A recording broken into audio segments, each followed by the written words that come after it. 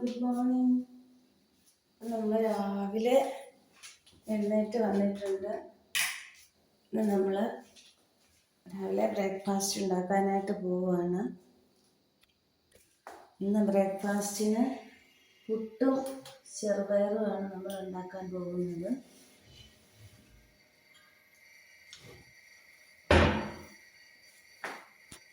അപ്പം നമ്മൾ ചെറുപയറൊക്കെ കഴുകി എടുത്തിട്ടുണ്ട്. ഒരു കുക്കറിലേക്ക് അതൊന്ന് സ്റ്റൗവിലേക്ക് വെക്കാം.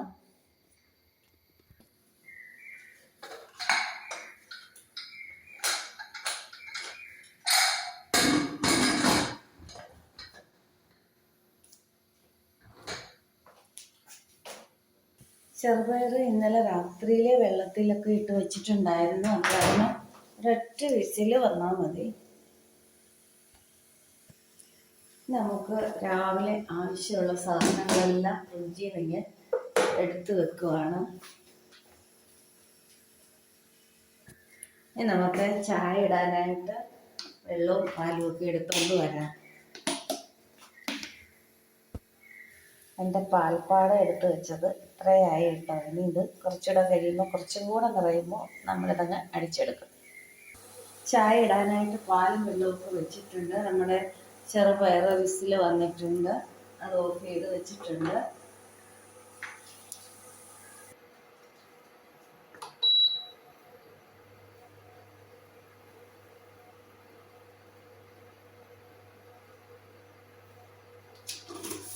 ചായയൊക്കെ തിളച്ചിട്ടുണ്ട്.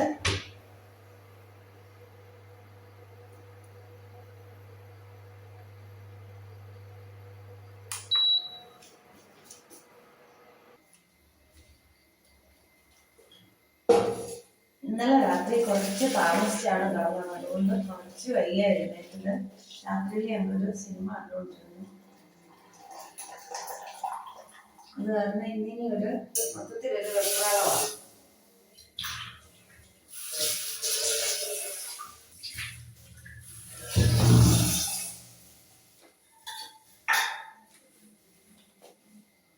ഇനി നമുക്കൊരു ചായ ഒക്കെ കുടിച്ചുകൊണ്ട് ഓരോ പണികൾ ചെയ്യാം.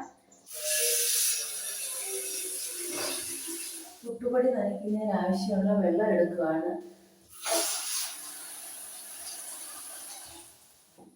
അതൊന്ന് ചൂടാക്കാനായിട്ട് വെക്കാം. ചൂടുവെള്ളത്തിൽ പുട്ട് നനയ്ക്കുകയാണെങ്കിൽ നല്ല സോഫ്റ്റ് ആയിട്ടുള്ള പുട്ട് നമുക്ക് കിട്ടും. ഇനി ചെയ്യുമ്പോൾ തണുത്ത വെള്ളത്തിലൊക്കെ നനയ്ക്കുന്നവരിങ്ങനെ ചൂടുവെള്ളത്തിലൊന്ന് നനയ്ക്കാനായിട്ട് ശ്രദ്ധിക്കണം. ഇങ്ങനെ പുട്ടിനും പയറിനും ഒക്കെ ആവശ്യമുള്ള തേങ്ങ എന്ന് പൊട്ടിച്ചെടുത്ത് ചിരകിയെടുക്കാം. തേങ്ങ പൊട്ടിക്കുന്നതിന് മുമ്പ് ഇങ്ങനെ വെള്ളത്തിലൊന്ന് നനച്ച് കഴിഞ്ഞാൽ നന്നായിട്ട് പൊട്ടിക്കിട്ടും.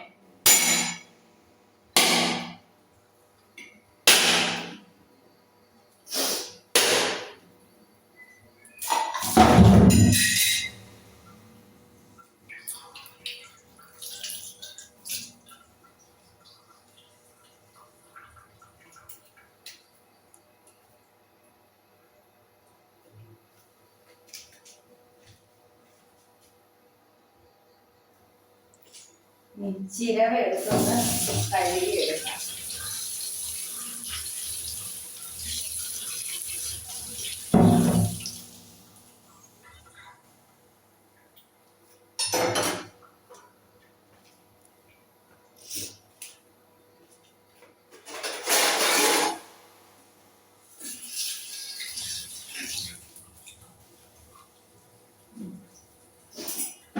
ഈ സമയം കൊണ്ട് നമ്മുടെ വെള്ളം അവിടെ ഇരുന്ന് ചൂടാവും. തിളച്ചാലും കുഴപ്പമില്ല.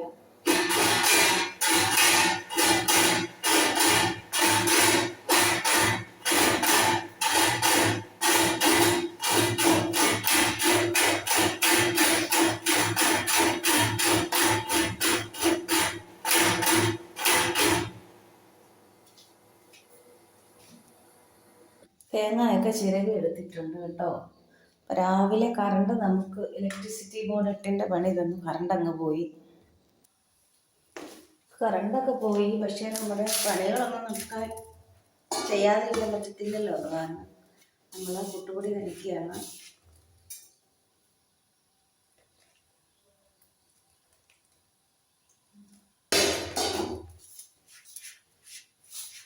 ചപ്പാത്തിയുടെ മാവും പുട്ടിൻ്റെ പൊടിയൊക്കെ നനയ്ക്കാൻ വേണ്ടിയിട്ട് ചപ്പാത്തി കുഴയ്ക്കാനും പുട്ടുപൊടി നനയ്ക്കാനും ഒക്കെ എപ്പോഴും ചൂടുവെള്ളം എടുക്കുന്നതാണ് നല്ലത്.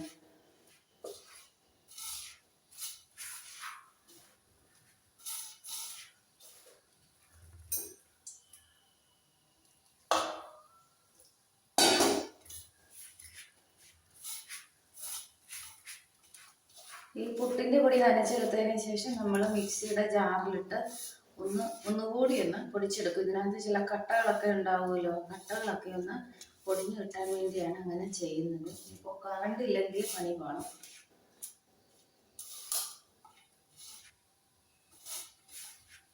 അപ്പോൾ നല്ല കട്ടയൊന്നും കിട്ടാത്ത നല്ല നൈസ് സോഫ്റ്റ് ആയിട്ടുള്ള പുട്ട് നമുക്ക് ഉണ്ടാക്കിയെടുക്കാനായിട്ട് പറ്റും.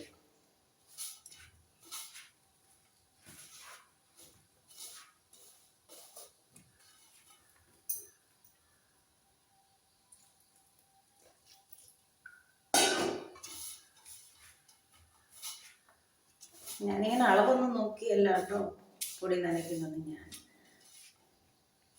ഒരു ഊഹത്തിൽ അങ്ങ് നനയ്ക്കുകയാണ് ചെയ്യുന്നത്.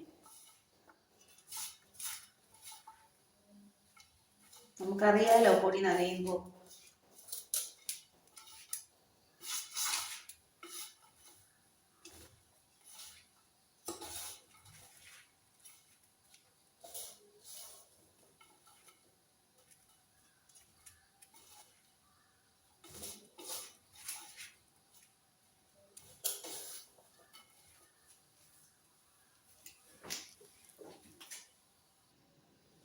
നമ്മൾ പുട്ടുപൊടിയൊക്കെ നനച്ച് എടുത്തിട്ടുണ്ട്, നന്നായിട്ട് നനഞ്ഞിട്ടുണ്ട്. പുട്ടുപൊടി നനഞ്ഞിട്ടുണ്ടോ എന്നറിയാൻ വേണ്ടിയിട്ട്, അറിയാൻ വയ്യാത്തവർക്ക് വേണ്ടിയാണ് കേട്ടോ, എല്ലാവർക്കും അറിയാമെന്ന് വിശ്വസിക്കുന്നു. ഇങ്ങനെ പുട്ടെടുത്ത് ഇങ്ങനെ പൊടിയെടുത്ത് ഇങ്ങനെ ഒന്ന് ഉരുട്ടി നോക്കണം. അപ്പോൾ ഇങ്ങനെ കട്ട കിട്ടി ഇങ്ങനെ കട്ടയായിട്ട് വരികയാണെങ്കിൽ, നന്നായിട്ട് ഉരുണ്ട് വരികയാണെങ്കിൽ നന്നായിട്ട് നനഞ്ഞു എന്ന് അർത്ഥം. ഇനി നമുക്കിതൊന്ന് പൊടിച്ചെടുക്കണം മിക്സിയുടെ ജാറിലിട്ട്. പക്ഷെ കറണ്ട് ഇങ്ങനെ വന്നു പോയി നിൽക്കുകയാണ്. കറണ്ട് വന്നില്ലെങ്കിൽ ഇങ്ങനെ തന്നെ പുഴുങ്ങിയേ പറ്റത്തുള്ളൂ. കറണ്ട് വരികയാണെങ്കിൽ പൊടിച്ചെടുക്കാനായിട്ട് പറ്റത്തുള്ളൂ. കറണ്ട് വരുമോ എന്ന് നോക്കാം.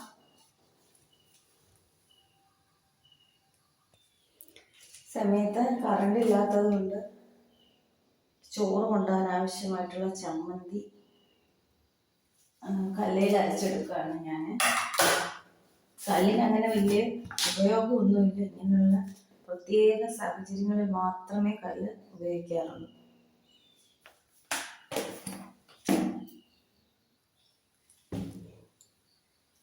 ഇതൊരു കുഞ്ഞൊരടകല്ലാണ് കേട്ടോ. ഞങ്ങൾ പാല് കാച്ചി കഴിഞ്ഞ സമയത്ത് സൂപ്പർ മാർക്കറ്റിൽ പോയി മേടിച്ചതാണ്. ചെറിയ കുട്ടികൾക്ക് വേണമെങ്കിൽ എടുത്ത് ഉപയോഗിക്കാവുന്ന രീതിയിലുള്ളതാണ്.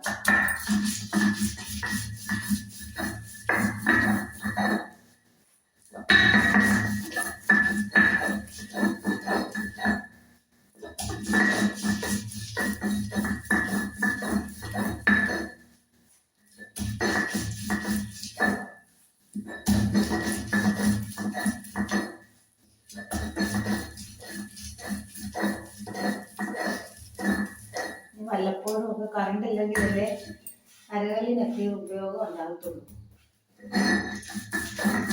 അല്ലെങ്കിൽ നമ്മളിതൊരു മൂലയ്ക്ക് ഇങ്ങനെ കൊണ്ടിട്ടേക്കും എന്നല്ലാതെ ഇത് വലിയ ഉപയോഗമൊന്നുമില്ലല്ലോ.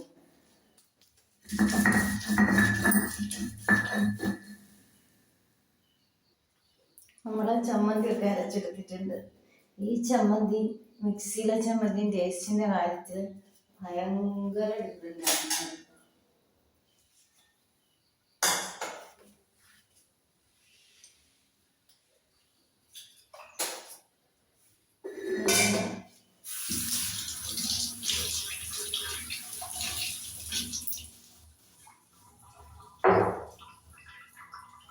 പണ്ട് ഈ അരച്ച കല്ലേലെ കുറച്ച് ചോറ് ഇട്ടിട്ടൊന്ന്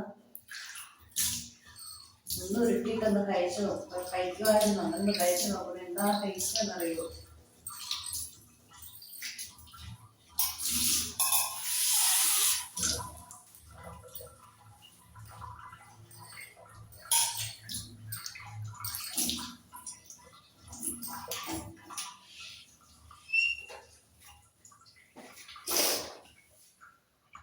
പയർ നന്നായിട്ട് വെന്തിട്ടുണ്ട്.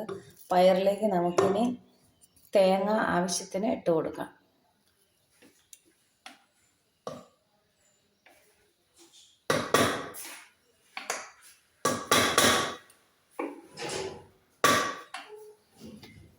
പയർ നമ്മളൊരു പാത്രത്തിലേക്ക് അങ്ങ് മാറ്റിയിട്ടുണ്ട്.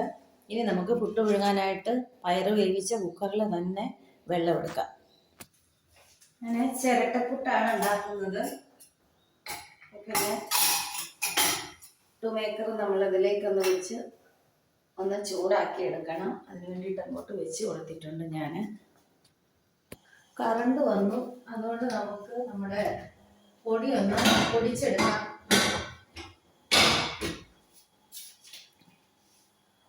ചിരട്ടപ്പുട്ടിന് ആവിയൊക്കെ വന്നിട്ടുണ്ടായിരുന്നു. നമുക്കിത് ഒന്ന് പൊടിച്ചെടുത്തിട്ട് പുഴുങ്ങാം. അത് പൊടിച്ചെടുത്ത് കഴിഞ്ഞ ഉടനെ കറണ്ട് പോയി.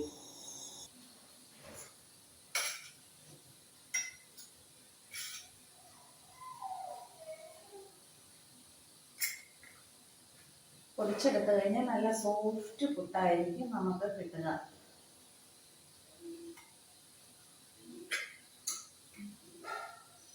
എന്തോ കറണ്ട് വരുന്നു പോകുന്നു.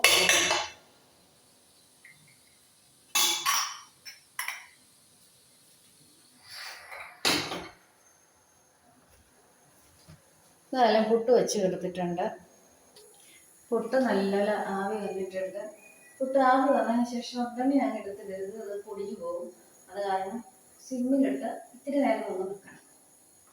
നമ്മളങ്ങനെ സിമ്മിലിട്ട് വെച്ചിട്ടുണ്ട്.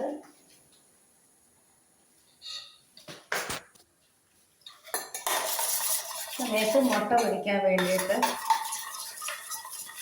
മുട്ട അരിച്ചെടുക്കുകയാണ്. മുട്ട, ഉള്ളി, പച്ചമുളക്, കറിവേപ്പില ഇതൊക്കെ ഇട്ടിട്ട്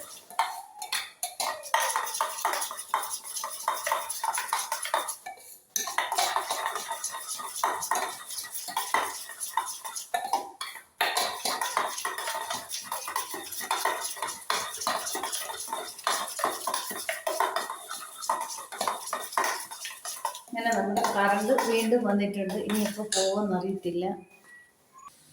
പുട്ട് നമ്മൾ എടുത്തു.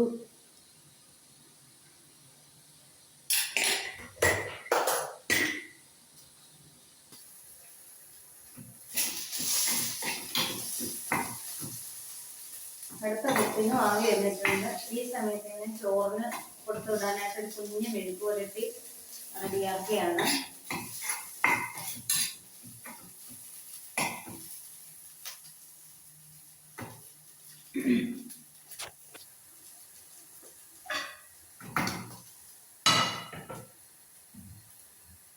കറണ്ട് വീണ്ടും വന്നിട്ടുണ്ട്. എന്ത് പറ്റിയെന്ന് അറിയാൻ വയ്യ. സാധാരണ ഇങ്ങനെയുള്ളതല്ല.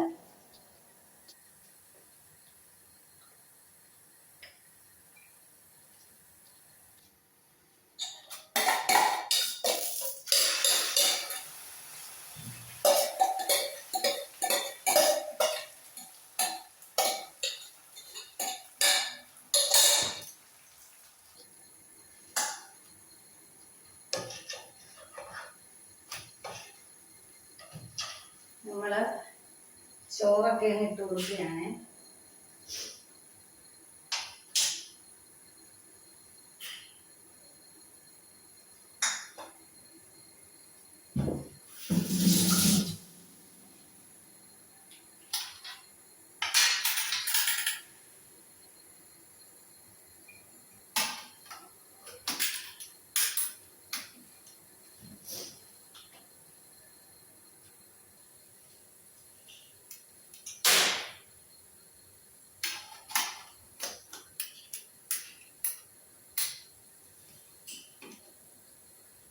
ഇപ്പോൾ രാവിലത്തെ ബ്രേക്ക്ഫാസ്റ്റും ചോറ് കറികളും ഒക്കെ റെഡിയായിട്ടുണ്ട്.